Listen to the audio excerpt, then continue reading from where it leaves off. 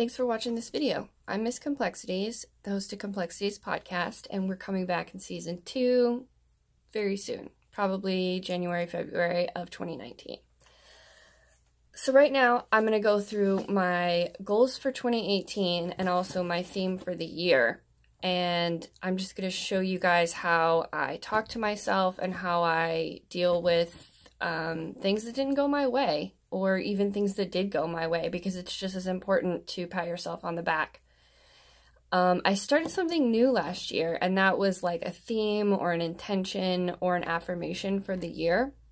And my theme, intention, affirmation, the thing I kept telling myself the whole year was, I'm enough, I have enough, I do enough. And I really, really like this intention or this affirmation, and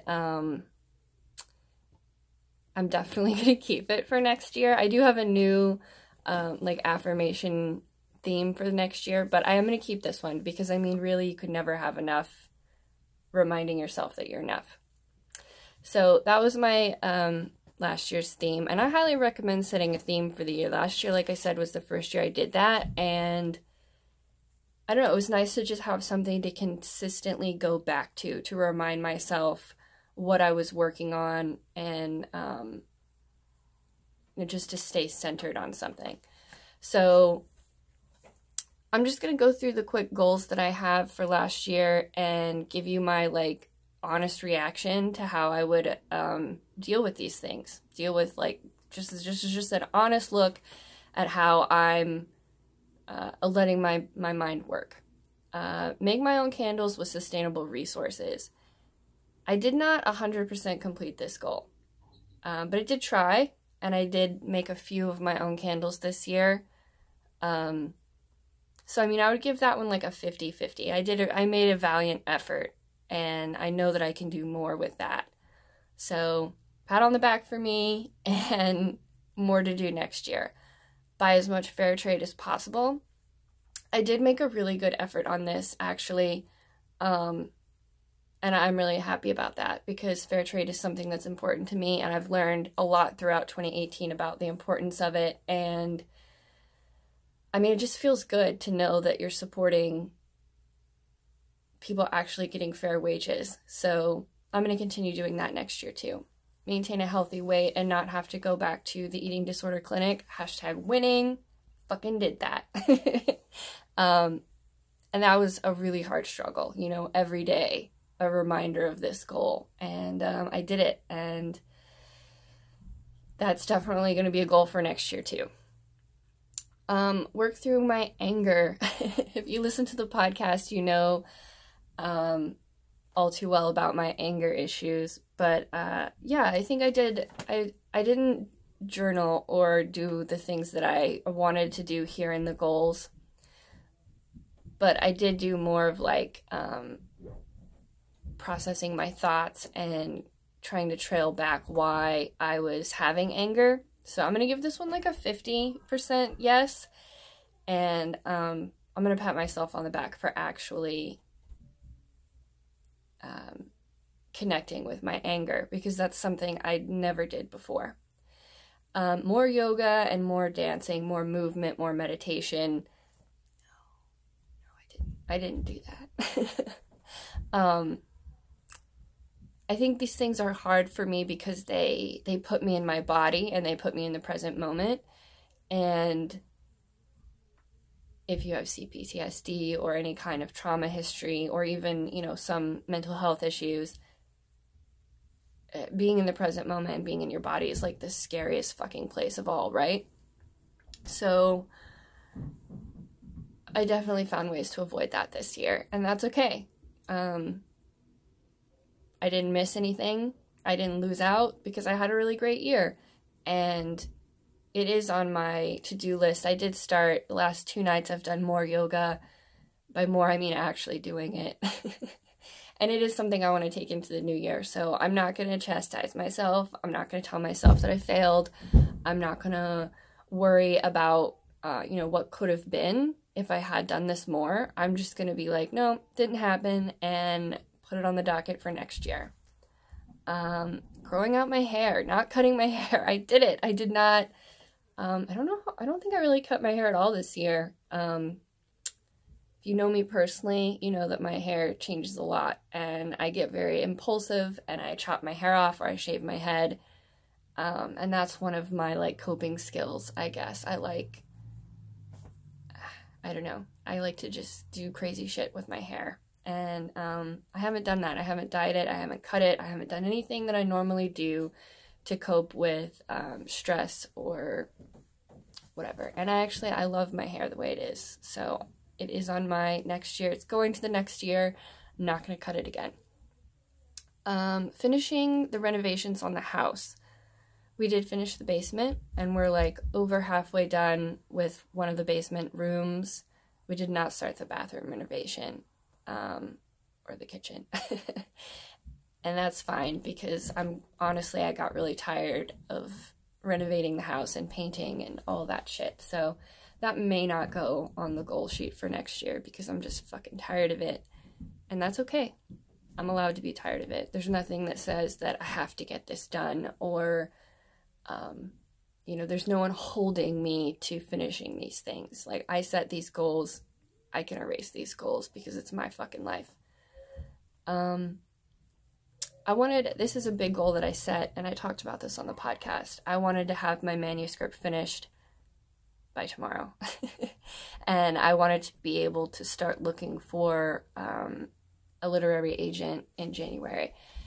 And for all of November, I really worked hard on this, and I did some really major editing and some more work than I had done in a short amount of time. But then I kind of just, like, stepped away from the novel, and I did start to feel bad about that for a moment, and then I was like, wait, you know what? It's just not the right time. It doesn't feel like right now is the time for me to finish this. And I think this was the hardest goal for me, to talk myself out of the negative self-talk or the lazy, like, you're lazy, failure. No, I don't feel like now's the right time, and I accept that, and that's okay. So at some point next year, I'm going to revisit my book and see what happens. But right now, I'm just letting it be. Spend more time with the family and the kids. This is something that, like, anybody who has a mental health concern, especially complex PTSD, is going to have problems with, or, have a struggle with. It is a balance for me to find alone time and then find family time. And lately I have been feeling really bad about this, and it's something that I have to constantly remind myself, like, hey, you're not a failure, you're not making mistakes, you're not a bad person, you're just doing your best. And I do definitely want to carve out more time to spend with each individual person in my family one-on-one, so that we can not be overwhelmed in situations. But I think what I've learned to do when I start having those negative thoughts or those judgmental times that I put myself down, I find a solution. Like, this is the behavior. I'm not giving my kids as much as I want. And instead of feeling bad about that, or judging myself, or telling myself all the things my abusers used to tell me, I find a solution. And that is, we have one-on-one time, or we journal back and forth to each other. And I remind myself that I'm taking those steps. Remind myself? There's just me. One me. I remind myself that I'm taking those steps, and that helps me combat those negative, the negative self-talk and the judgment. Get a passport. I did this one. I fucking completed this. And I didn't go anywhere. But I will someday. Save money to travel, to go to Scotland. And I did do this. And I don't have, a lot of money saved up to go to Scotland. And I probably won't get there this year. And I didn't get there last year. But I have made a valiant effort to do it. The very last couple of things, I did get my high school diploma, which is something that I have been working towards for a long time, or I've been putting off for a long time, we'll say that, and to get into school. And I ended up not needing to get into school. Or I decided I didn't want to go to school. I got my high school diploma, very big, very life-changing moment, to graduate high school at 30, after dropping out, when I was 18. it was big. It was a big chapter of things that I missed out on because of my past, and it got closed, and it's all good, and I feel great about it. But then I actually ended up not wanting to go to college, and I found something different, and now I'm training to be a shamanic practitioner, which didn't even need a high school diploma for. But I'm grateful that I did close that chapter in my life. I did heal those things that was missing, and it opened up a whole new thing that I didn't even know I knew that I did want it, but I thought I wanted to go to college, you know, but I don't. So that's fine. You know, things happen, and I'm not going to hold myself to something that I said a year ago that I thought I genuinely wanted to do this a year ago, but now I don't. That's fine. You know, I'm a different person now. I've grown, I've changed, and I'm not going to hold myself to shit that doesn't resonate for me anymore. I guess that can be considered flaky, or, you know, you don't have follow through. But I think it depends on the intention in which you're doing it. If you're doing, you know, if you're bailing on something, for me, it's just this goal that I set. I'm bailing on this goal because I found something different that resonates with me, who I am now. So it's about the intention with which you bail. If you're bailing because you're flaky and you just don't want to do it, then it's probably not healthy. But if you're bailing because you have found a different path, maybe that's a little better. Who am I to judge? I don't know. This is just, you know, me working out my thoughts in hopes that it helps you work out your thoughts. The last thing that I've tried to work on last year was impulse buying. For me, instant gratification of buying stuff is a very big coping mechanism for the stress that I used to have. And I have gotten a little better about it, but I've made a big step. I've decided that I'm going to cancel my Amazon Prime membership because it's just so easy to be like, buy, buy, buy, buy, buy. And I've tried to employ the, if I want to buy something, I wait a couple of days to see like how committed I am to buying it. And I think that's really helped me a lot too, because after a couple days, I usually don't need it. So I highly suggest, you know, figuring out why you impulse buy, because it was a big eye-opening insight. Oh God. It was an insight into how my brain works, you know, buying stuff and having the instant gratification of stuff, always needing stuff. It wasn't because I actually needed stuff. It was because I wanted to feel good, or I wanted to fill some void that I had.